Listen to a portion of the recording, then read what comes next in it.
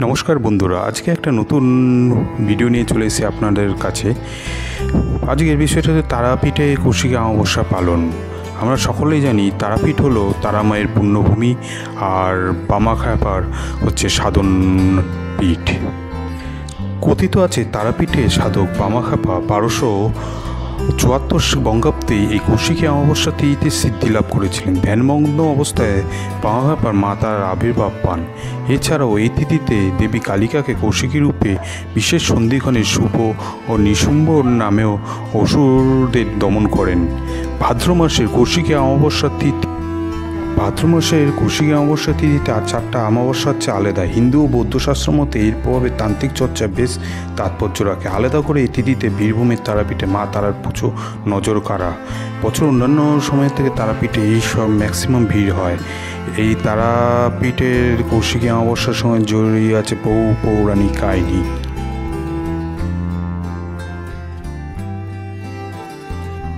এবার আপনাদের বলি কিভাবে এই তারাপীঠে যাবেন। অনেকে যারা যান তারা তো জানেনই, আর যারা যান না তাদের জন্য বলছি। তারাপীঠে গেলে কিন্তু তারাপীঠে একটা স্টেশন আছে, কিন্তু ওইখানে নামবেন না। আপনারা হাওড়া ডিভিশন বা শিয়ালদা ডিভিশন থেকে অনেক প্রকার ট্রেন ছাড়ে, যেগুলি গিয়ে রামপুরহাট স্টেশনে নামে। রামপুরহাট স্টেশন থেকে আপনি টোটো অটো করে মাত্র 40 টাকার বিনিময়ে আপনি তারা মায়ের মন্দিরে পৌঁছে যেতে পারেন।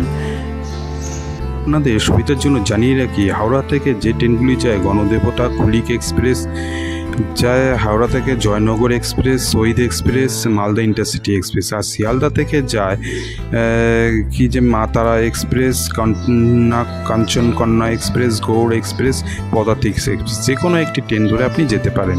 অবশ্যই নামবেন রামপুরহাট স্টেশনে। বন্ধুরা, এবার আপনাদের জানাই কোন সময় এবার ভাদ্র মাসে শুভ তিথি পড়েছে এই কৌশিকী অমাবস্যা। এবার দুদিন পড়েছে কৌশিকী অমাবস্যা। সেপ্টেম্বরের 2 তারিখ 5টা 21 সকালবেলা শুরু হচ্ছে, আর সেপ্টেম্বর মাসের 3 তারিখ এই 7টা 24 সকালবেলা এটা তিথিটা শেষ হচ্ছে। সুতরাং এই শুভ সময়ের মধ্যে আপনারা চেষ্টা করবেন মায়ের পুজো দেওয়ার জন্য। তারাপীঠে কৌশিকী অমাবস্যা পুজোর মাহাত্ম্য। কৌশিকী অমাবস্যা দিনে তারাপীঠে দেবীর নিশি পূজার আয়োজন করা হয়। তারাপীঠে মায়ের পুজোয় দুবার ভোগ দেওয়া হয়, একবার নিশি ভোগ আর একবার মধ্যাহ্ন ভোগ। দেখে নেওয়া যাক সেই ভোগের থালায় কী কী থাকে। দেখতে তারাপীঠে কৌশিকী অমাবস্যার দিনে পোলাও, অন্ন, 5 রকম ভাজা, সঙ্গে খিচুড়ি, বিভিন্ন রকম তরকারি। যেহেতু এই তিথিতে তন্ত্র সাধনা করা হয়, তাই কারণ বাড়ি ও মাছও থাকে। সন্ধ্যায় লুচি, সুজি, ভাজা, বিভিন্ন প্রকার মিষ্টি থাকে। এই দিয়ে দেওয়া হয় শীতল ভোগ। রাতে খিচুড়ি ভোগের সঙ্গে থাকে পাঁঠাবলির অংশ মাকে নিবেদন করা হয়।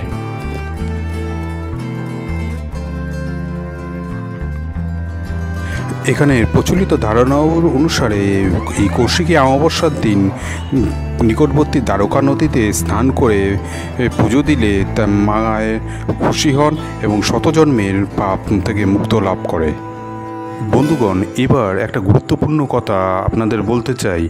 এই যেহেতু এই তারা মায়ের কৌশিকী অমাবস্যাটা সবচেয়ে গুরুত্বপূর্ণ, তাই এই সময় সবচেয়ে ভিড় থাকে এখানে।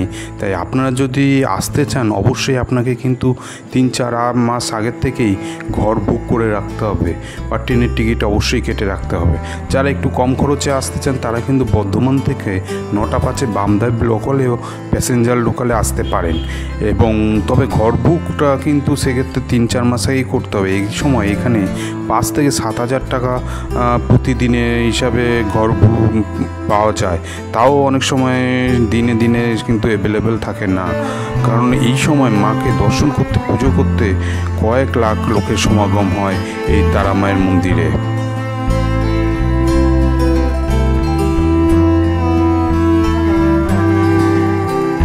বন্ধুদের কাছে অনুরোধ, যদি ভিডিওটি ভালো লাগে তাহলে লাইক বা শেয়ার করতে ভুলবেন না, এবং যারা নতুন তারা সাবস্ক্রাইব করবেন প্লিজ, কারণ আপনাদের একটা লাইক কিন্তু আমাকে উৎসাহ দেবে এরকম পরবর্তীকালে এরকম নতুন ভিডিও তৈরি করতে, বা আপনারাও এরকম গুরুত্বপূর্ণ ভিডিও পেতে সুবিধা হবে আপনাদের।